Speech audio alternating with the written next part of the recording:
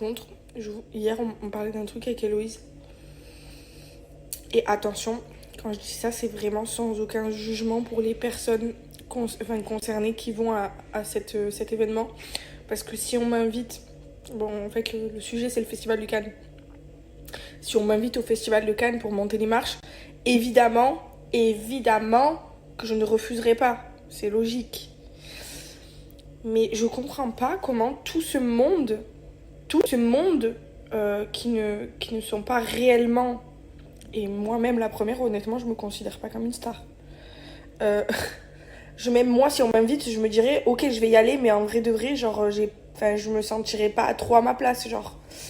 Et en fait, je me demande, honnêtement, c'est quoi aujourd'hui les critères pour aller au Festival de Cannes? Parce qu'avant, le Festival de Cannes, en tout cas, je pense, et c'est ce que vraiment je pense, parce que je fais pas la meuf, genre vraiment, j'y connais rien.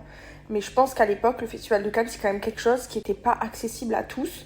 Et je me dis, aujourd'hui, j'ai l'impression que tout le monde, à partir du moment où on a un peu de followers, où on a un peu d'influence sur les réseaux, on peut aller au Festival de Cannes et monter les marches.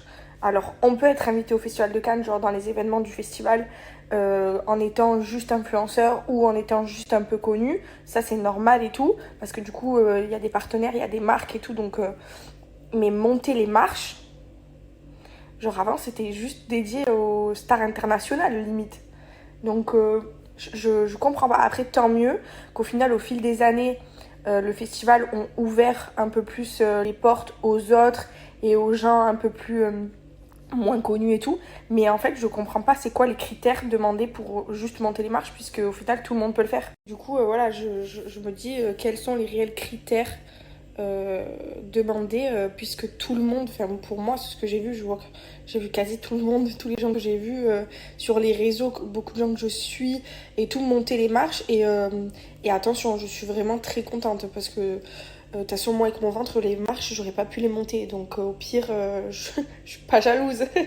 Mais, et puis, comme je vous l'ai dit, moi, si on me le demande, évidemment, si on m'invite, je vais pas dire non, je refuse de monter les marches. Non, bien sûr que je vais monter les marches, faut dire la vérité. Mais je me dirais, je monte les marches, mais c'est pas forcément là où je devrais être. Genre, je suis pas une grande star, genre. Mais du coup, c'est cool pour toutes ces personnes-là qui ont cette opportunité et cette chance, parce que dans une vie, c'est comme un truc de fou, t'es à côté de grandes stars, de stars internationales, et tu te dis genre aujourd'hui c'est moi qui en suis là, et forcément c'est une fierté pour ces personnes-là.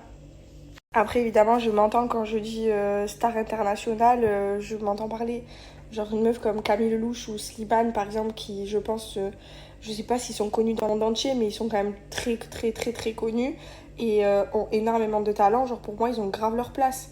Mais même il y a plein d'influenceuses dans la mode que je trouve qui ont grave leur place au Festival de Cannes, parce que ben, le festival c'est aussi quand même des trucs de mode et c'est logique. Mais la vérité, y en a, genre même moi je suis invitée, la vérité j'irai, mais genre je serai en mode ok, genre qu'est-ce que j'ai fait pour être au festival?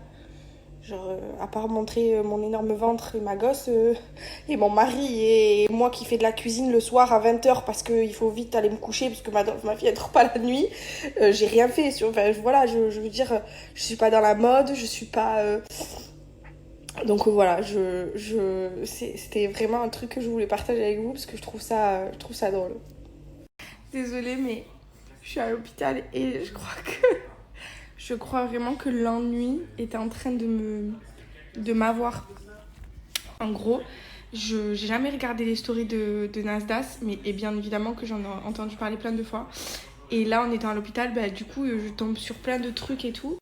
Et du coup, je suis tombée sur des stories de Nasdaq avec sa femme qui a une poule, qui a une poule dans les bras. Je suis à deux doigts de pleurer, mais vraiment de fou rire. Parce qu'il veut pas la poule dans la chambre. Et sa femme, elle veut garder la poule. Il mange des pâtes au poulet. Et il dit à sa femme, enlève la poule, je mange des pâtes au poulet. Et elle lui dit, je crois que je vais arrêter de manger du poulet. Honnêtement, franchement, désolée, mais je me prends des fous rires sur ces stories. Je suis tombée aussi sur une vidéo où il est avec, je crois qu'elle s'appelle Asia, la fille, Et elle lui dit au revoir devant le train. Et elle lui dit au revoir 10 fois. Elle pleure et tout parce qu'elle veut pas partir. Enfin, genre en gros, il va lui manquer et tout. Et il lui dit 10 fois, va dans ton train, tu vas rater le train. Et elle pleure, elle lui dit au revoir, elle lui dit au revoir. Et elle va pour prendre le train, elle se fracasse avec les talons. Et à une seconde, elle rate le train. Mais vraiment que des trucs, tu vois qu'en plus c'est vraiment vrai. Genre, c'est pas des trucs qui scénarisent rien. Genre, c'est vraiment la vraie vie. Il me fait tellement rire. Ça y est, je suis une nouvelle abonnée. Je viens de découvrir ces stories. Je les ai vus là sur les réseaux parce que du coup, c'est pas sur un Snap direct puisque c'est des snaps qui datent d'il y a longtemps parce que sa femme, je crois qu'elle a accouché et l'histoire de la poule, sa femme, elle est enceinte. Donc, mais je vais suivre ce mec. Je suis désolée, mais c'est. Et autre chose aussi, c'est l'histoire de la. Non, mais là, je vous le dis, hein, je m'ennuie. Je suis hospitalisée depuis jeudi toute seule. Parce que du coup, Paga, il est avec la petite et je suis toute seule. Je pense que vraiment, je suis devenue une commère des réseaux sociaux. Alors que d'habitude, je regarde rien du tout. Mais là, c'est la seule chose que j'ai à faire de mes journées, quoi. Mais l'histoire de Mbappé qui regarde une fille au restaurant, jusqu'à là, c'est ok. Hein, s'il n'est pas marié, qu'il n'a pas d'enfant, bon, on s'en fout, quoi. Mais il regarde une fille. La fille, elle est de dos, une seconde. Et vous avez traqué la fille. Maintenant, elle a 30 000 abonnés sur les réseaux.